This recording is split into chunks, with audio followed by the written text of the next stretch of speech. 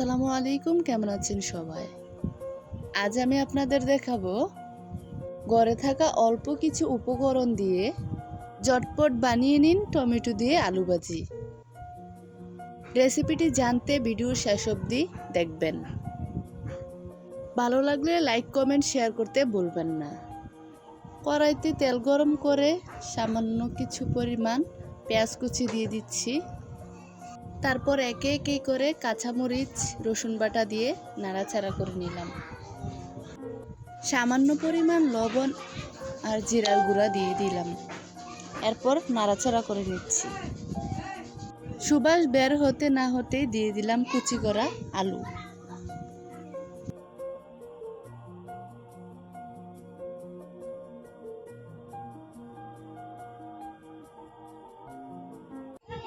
অল্প পরিমাণে পানি দিয়ে নাড়াচাড়া করে ঢাকনা দিয়ে ঢেকে নিচ্ছি।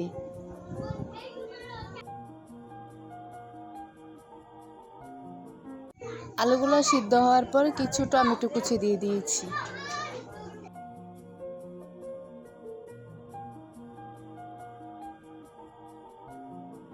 আলু ভাজিটা রুটি দিয়ে খেতে খুবই ভালো লাগে। ভিডিওটা ভালো লাগলে প্লিজ সাবস্ক্রাইব করে দেবেন। আর আগে থেকেই যারা আমার পাশে আছেন তাদেরকে অনেক অনেক ধন্যবাদ।